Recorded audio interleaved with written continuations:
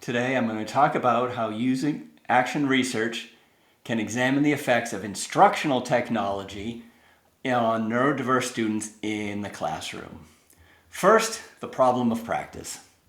There's so much technology in today's classrooms, whether it's personal devices like cell phones or sometimes even gaming consoles, or the ed tech that teachers are encouraged to use like laptops, iPads, Google Classroom, and other apps and tools.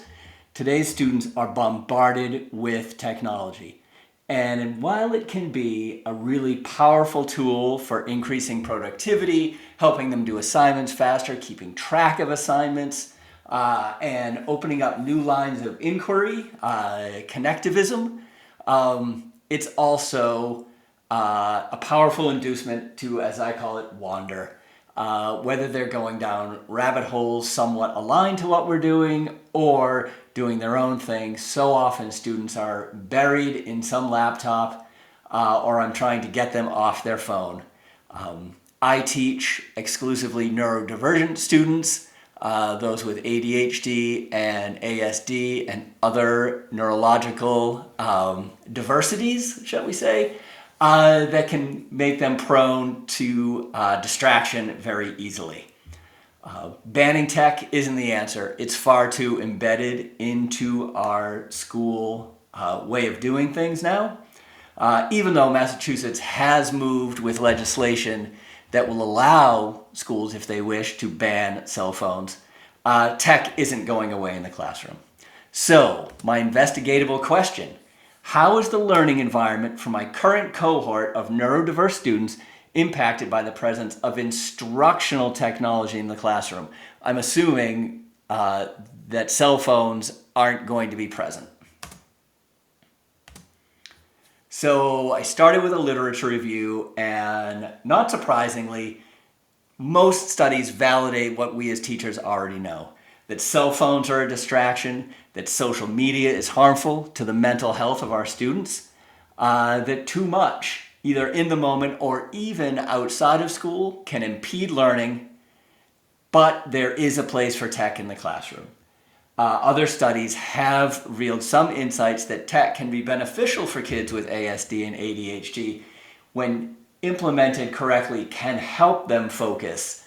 It can also help them make social connections, especially students with ASD. They can find communities of kids who are interested in the same thing that they are. But since kids with ASD tend to hyper-focus on specific things, for instance, I have a student who's really into trains, and every time he opens that Chromebook, he goes straight to something about trains, whether we're studying something related to that or not. So the upshot: it's complicated. It's a very complicated relationship between neurodiverse students and technology. The contextual factors of my school: it is a therapeutic school. Students there are exhibiting clinical levels of anxiety and depression. They are there because they cannot access the curriculum in a traditional school environment. They have ADHD, OCD, autism spectrum disorder. We generally don't have kids with specific learning disabilities. It's structured like a traditional high school. State standard curriculum, they take the same classes. It's just very small. 90 students in all. That's for middle school and high school.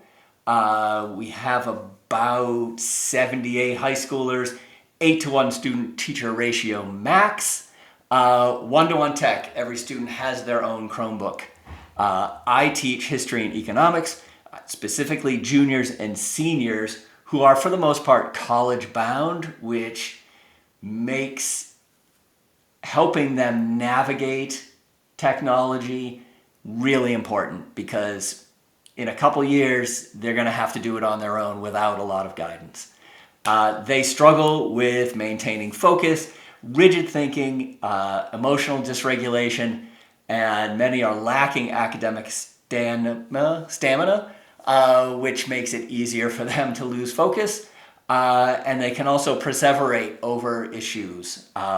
Something will get stuck in their mind.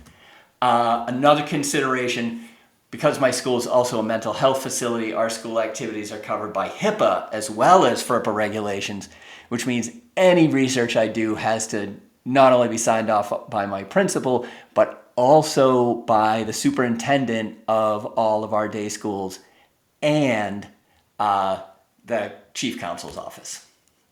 There's a lot of hurdles. Finally, data collection. I want to say something about triangulation before I talk about the different things that I'm going to, the ways in which I'm actually going to collect data. We have a system in our school called the ASSUP, Analysis of Skills and Unsolved Problems.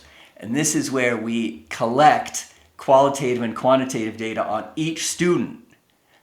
We do this as a matter of course, and then it's analyzed by the teaching and clinical teams together in a group discussion for each child. We use this information to inform decision-making regarding goal setting for IEPs, all of our students have them, and to guide classroom and clinical interventions. Often because of the pervasiveness of technology and the ease with which our students are distracted by it, it contains information on tech use directly, and it helps correct for other factors that may be impacting a student's performance. This, the ALSUP, is really a backstop for me for making my data valid and triangulated so that I know it's good. And then finally, quantitative data I'm going to be collecting, report cards and current grades, just a measure of where the student is at. We actually have a technology archive, so any website that the student accesses during the school day is recorded, and I have access to those records, so I can very easily see if a student is in science, my class, any class, what they were supposed to be doing and what they were actually doing. And I'm going to have students self-rate using Likert scales to talk about their own distraction. And qualitative data sources, school archival sources like the all of the ASSUPs are available to reference. Student surveys, ask them straight out, how are you distracted by this technology? Parent surveys, maybe. I'm not fully invested in that one, to find out what their out-of-school habits are. Student interviews, and then lastly, teacher observation. So that's where things stand with my research so far. Thanks very much.